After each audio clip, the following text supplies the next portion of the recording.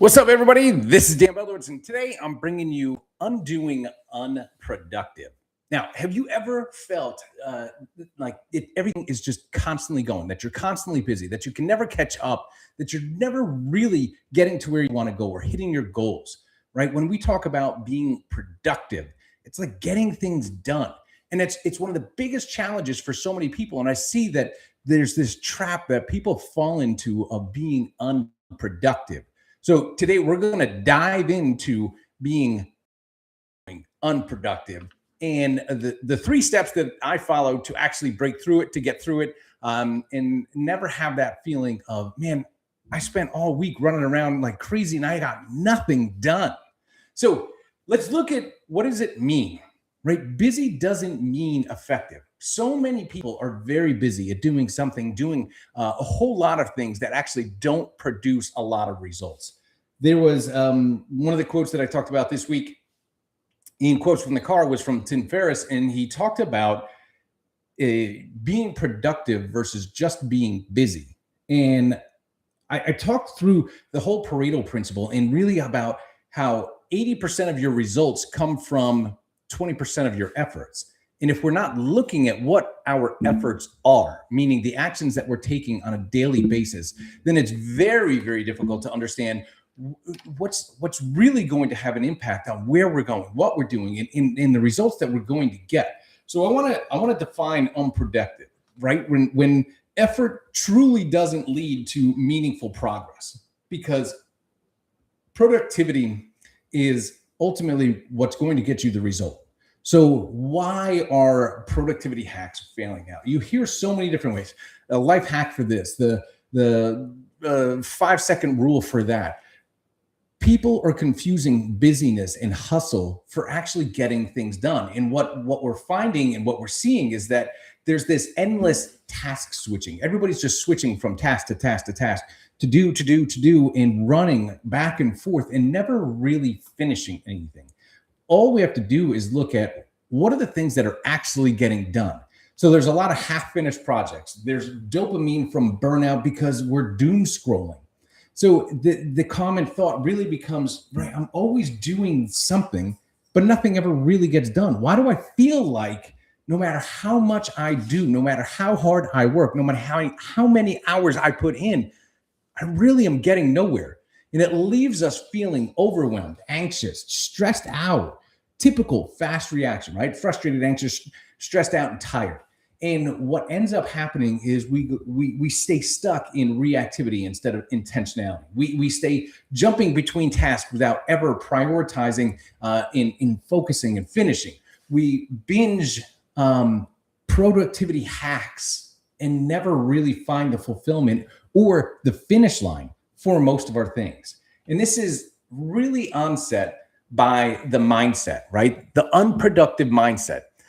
A lot of times, what I've found, and I've been through this stage, and it sucks because there's so many different things that you want to do.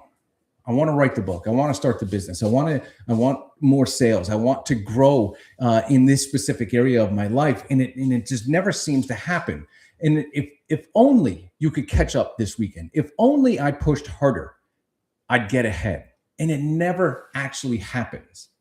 So when I started researching this stuff, one of the things that came up was deep work versus shallow work, right? And this whole concept by Cal Newport really dives into what is the best way to actually work. Because most people are majoring in minor things. Most people are stuck in shallow work, busy work, the emails, the meetings, the scrolling, reactive tasks, but not deep work. Deep work is where you truly focus in a distraction-free environment. And it's about really focusing your brain on the cognitive demands of the task itself, instead of just staying surface level.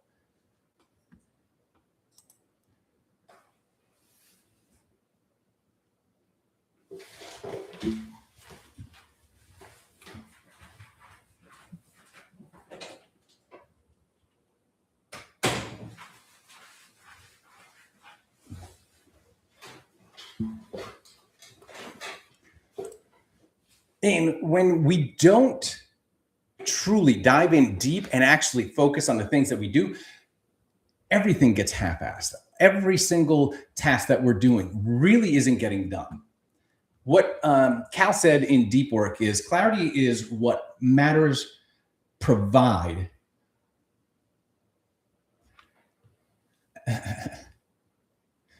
Clarity about what matters provides clarity about what does not. Meaning, when you know what truly matters to get done, then everything else becomes noise. You're able to push off everything else. Everything else gets a no at the time that you're trying to do this. So what Newport does is he blocks off multiple hours per day, right? Sometimes even entire weeks with zero distractions just to focus on his academics, his writing, his book writing, his research. That means no notifications, no multitasking, no meetings. This is how he wrote the bestseller while teaching as a full-time, as a professor, right? So what we can take away from Newport on this is building out focus blocks into your day, right? 90-minute blocks of time where it's scheduled on purpose, right? Where your phone is off, tabs are closed, email notifications, we get rid of the buzzing, the blinking, the beeping, take off your watch, put everything aside, and truly focus on what it is that you're trying to accomplish.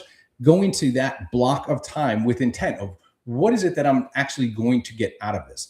This was one of the most powerful things that I brought into a lot of the meetings that I go into is teaching people how, one, to schedule a meeting, two, how to prep everybody for that meeting, having a purpose, understanding what are the actions that we want to come out of it, and having assignments before people even go into the meeting so that when people come out of a meeting, they don't just feel like, oh man, I'm drained. It's just another meeting. No, it's super productive because you went in with intent. You had a meeting on purpose. That was one of the best things that I've seen come out of a few different trainings that I've done, and as I do it through each of the different companies I work with. The next is a giant in the industry, Stephen Covey. In this, he brought in the Eisenhower matrix and really started to talk about what is urgent versus what is important, 4 different quadrants. So the big idea here is really that most people live in the first quadrant. They live in quadrant 1, where it's urgent and important, right? These are just fires.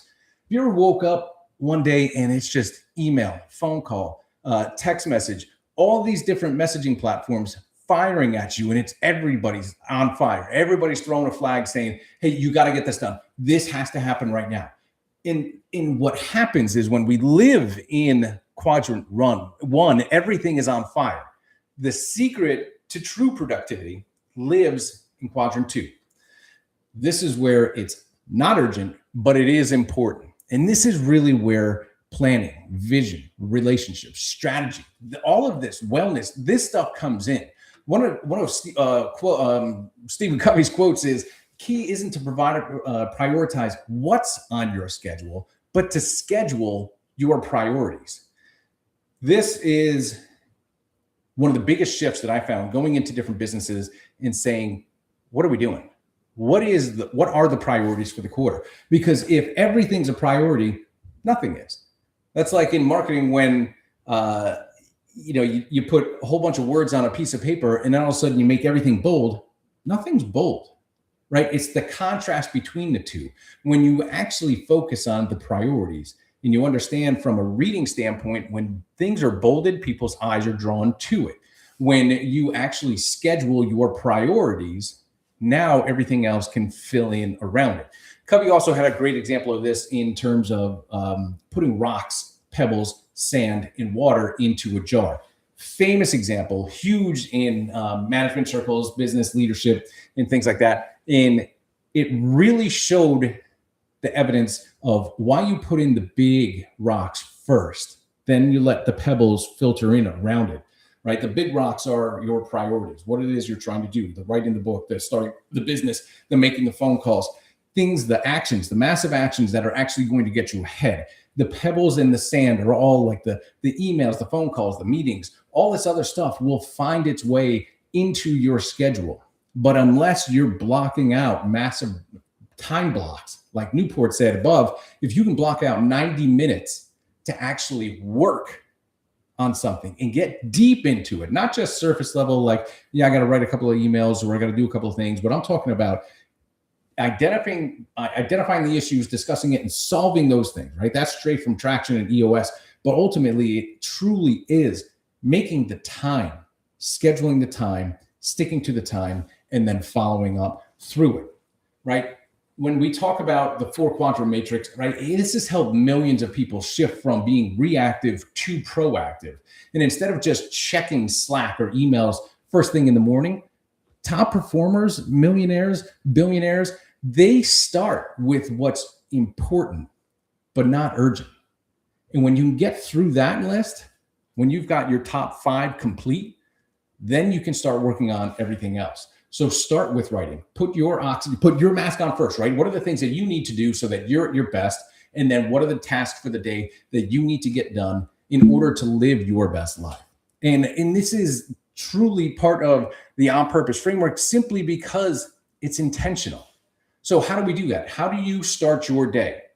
You start by picking something that's in quadrant 2 and you start scheduling it, right? This could be journaling. It could be vision work. It could be a key project, something that's not urgent, but needs to get done for the future. Most of these projects go towards your 20% of things that you do that create 80% of your result. And that could be financial. It could be in getting things done. It could be in a relationship. It could be with your health. Ultimately, that's where we start looking at your 20% projects in how we get things done. And a lot of this comes down to an example that I pulled from Jocko Willink, Navy SEAL, former Navy SEAL. One of the things that he said is discipline equals freedom. When you are disciplined, 1, to schedule time blocks, 2, to use those time blocks efficiently, effectively, and go deep on the work that you should be doing, that isn't urgent, that you're just not reacting. That's when freedom really comes in. When you are disciplined to keep doing this stuff, freedom follows.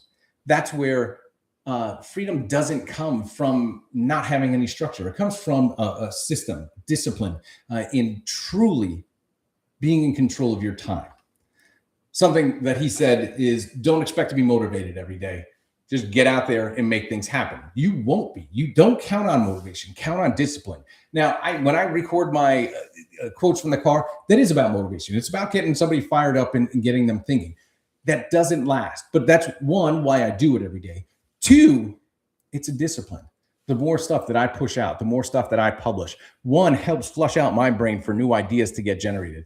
2, helps me create the content to continue to bring you, up-level you, motivate, inspire, and empower you to reach for your goals.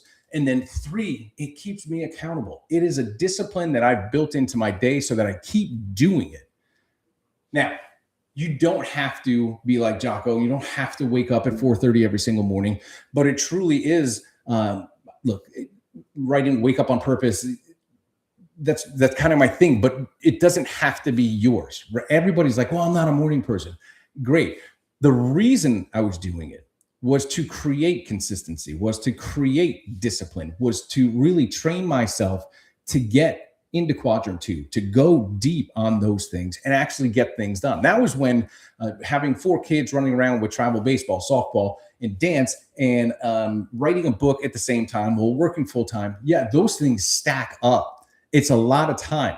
And there'd be no way I'd be able to do it if I wasn't disciplined in what I was doing. So don't rely on motivation. Rely on the disciplined practice of scheduling your time and saying, at this time, this is what I'm going to do. At this time, I'm going to do this. At this time, I'm going to take a break and allow myself to scroll through social media. But I got 20 minutes, I'm done. I'm back on track and going at it. So don't rely on motivation. Design your week, non-negotiable rhythm, right? This is every single week. There's 7 days. You get to plan that out. That was why I have the whole planner built that way, was so that you could consistently do this and you're planning ahead. Most people, when they're in reactive mode, aren't planning ahead. They're just allowing days to come in. They're allowing minutes to go through, and they're allowing seconds to slip by. But when we start to plan the week, plan the month, plan the year, we start to see further out. The further out we can see, the better decisions we'll make today. That's why using ONOS, the on purpose operating system, right, installs all three of these. So how do we do this, right? If we take what I did with Cal Newport, Stephen Covey, Jocko Willink, we put them into practice, we start to really understand where we're going. So here's how we do this, right? First, you got to know where you're going. That's why I've always got pieces like this on there, things that remind me of my purpose. That's why I've got the magnifying glass here, is to focus, right? All of these different things, they give me triggers, right? It's a visual point that I can look at and remind myself of what I'm doing. So first, step one, to undoing unproductive. Let's clarify your North Star. What is your true north? Where are you going? And if you can't get further out than seeing what is tomorrow, and I get it, running around, doing all the stuff with the kids, working full time, trying to have a relationship with your husband, your wife, whoever it is, there is so much stuff going on. But until you can sit down and take 30 minutes and start planning out a day ahead, a week ahead, a month ahead, a year ahead, we'll never get ahead. So if you can project out 10 years and really see 10 years goes by in a heartbeat.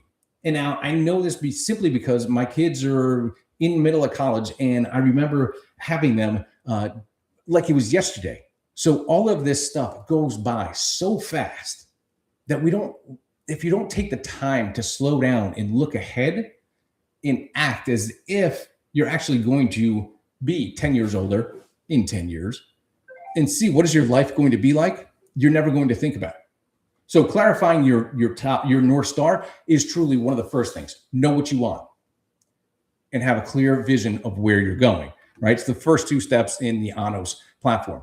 Number two is pick your top 3 priorities and set boundaries and eliminate stuff. If you've got more than 3 priorities, 5 max, you've got too many. Nothing's a priority. It's like the regular text versus a bold text on a page. And it never works out because everything is important and urgent and everything's got to get done right away. And then it comes down to truly being able to plan every single day on purpose. And that's exactly why I did it. It was a way for me to become systematic in how I plan my days and how I get more stuff done. And when I wake up, from the moment I wake up to the moment I go to sleep, and even sleeping, I've already started to think through, what am I doing for the next day? I've already got that plan so that my brain can work through it. There's so much value in being able to do that. So, number 1, clarify your North Star. Number 2, pick your top 3 priorities. Number 3, design your days on purpose. And it's a simple 3-step process to start becoming productive. When you do that, your world changes. And you won't understand it until you actually go through it, but it is, even if you pick one area of your life, whether it's health, wealth, relationships, and you start on that path, on that journey to changing something, you'll notice that it changes everything. And the more that you change, the more momentum you build. So I've also included a worksheet for you on this three-step process to undoing the UnLife. And what it does is walk you through kind of the prompt for identifying your North Star. And it says, what are you truly purposeful and productive? What does it look like? What does your a true purposeful and productive life look like? We're going to describe it in a couple of different sentences. What does it mean to you to be on purpose? Choosing your top 3 priorities.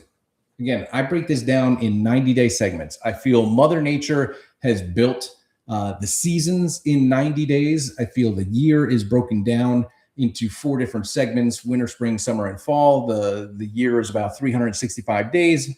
That comes down to 90 days. You break 90 days down, it's 3 months. That's perfect for 3 priorities. And then in those months, you can see where all of that starts to fit in.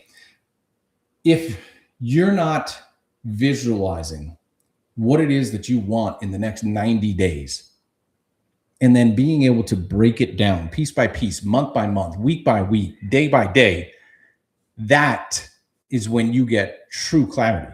Even just the exercise of doing this, all of a sudden, one, you run into a couple of different problems because of the knowing, doing gap. And I've covered this in previous videos, but most people know what to do. They just don't want to do it. And that's one of the hardest pieces of becoming on purpose and truly going after something that it is that you want. You probably already know how to get it. And everybody search for these life hacks to make it simpler, to make it faster, to get there quicker. And most times, it's doing the harder thing that gets you there faster. It's being disciplined. It's saying no to the party.